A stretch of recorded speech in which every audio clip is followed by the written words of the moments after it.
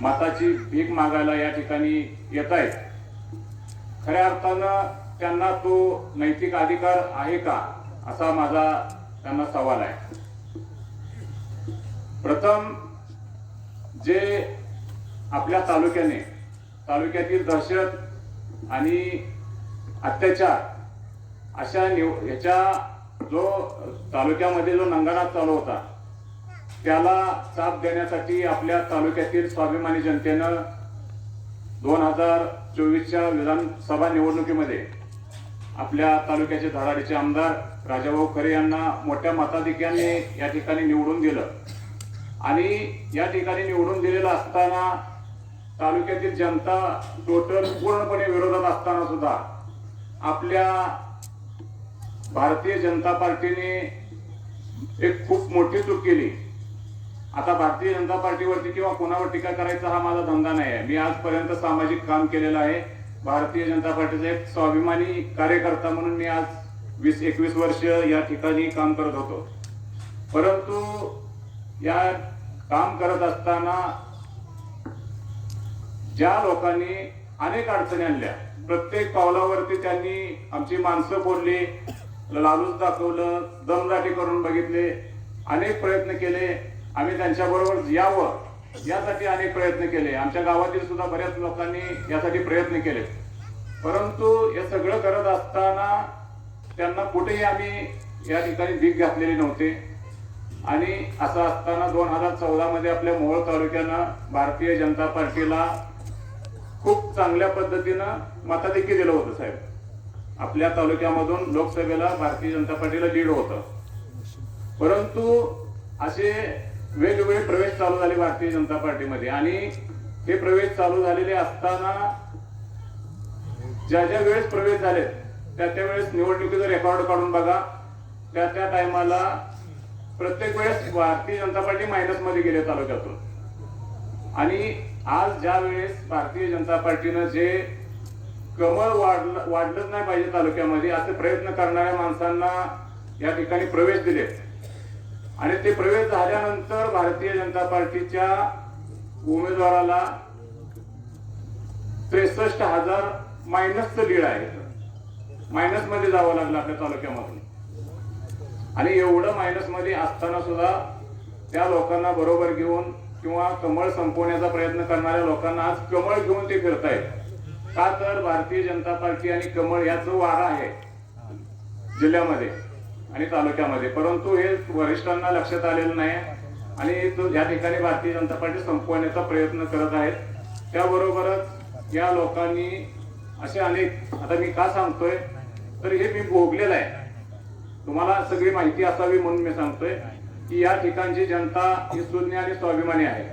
त्यामुळं या कमळ चिन्ह घेऊन ज्या ठिकाणी तुमच्या समोर येतील त्या ठिकाणी त्यांना एकच प्रश्न विचारायचा आणि त्यांना हे जे विचारायचं की तुम्ही विकास म्हणताय, आज 40 वर्ष तालुक्यामध्ये सत्ता तुमची होती.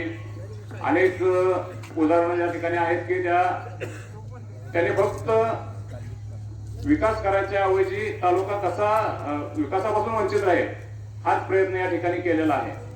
त्यामुळे मला या ठिकाणी सांगायचं आहे, जे उमेदवार दिलेत आता बघा, भारतीय जनता पार्टीचे उमेदवार जे आहेत सगळे गुलाम आहेत. आपल्याला गुलाम पाहिजेत का आपले प्रश्न सभागृहामध्ये मांडणारा उमेदवार पाहिजे?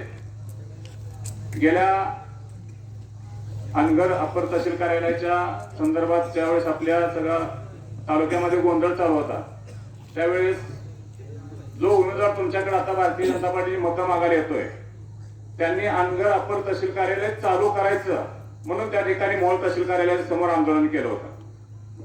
आणि आपला ज्यांचा आपण आज प्रचारासाठी सभा घेतली ते जिल्हा प्रमुख चिरंदाजी चौरे साहेब, त्या ठिकाणी सभागृहामध्ये तो पण व्हिडिओ आपण बघितला असेल, त्या आमदारावर ते तुटून पडले होते आणि सभागृहामध्ये एवढा गोंधळ घातला होता की त्यांना ते सगळं विचार करून आपल्याला ते सभागृह ह्याच्यामध्ये तहसील कार्यालय रद्द करावं लागलं.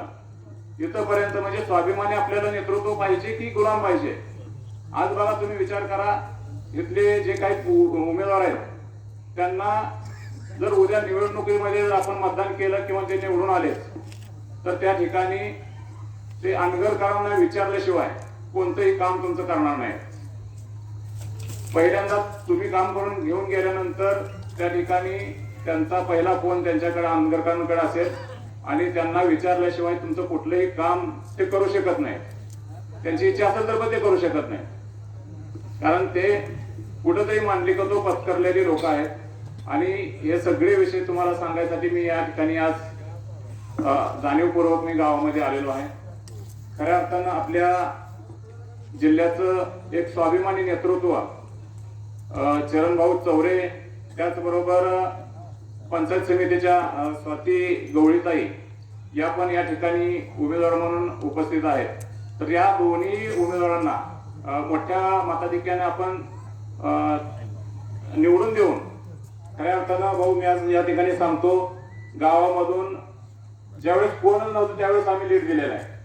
आता तर गावाच्या आपल्या सगळ्यांच्या सल्ल्यानं आणि आता मी सगळ्यांबरोबर चर्चा केली तर जास्तीत जास्त 70% पेक्षा पुढे तुम्हाला या गावातून लीड देऊ ही अशी या ठिकाणी मी ग्वाही देतो.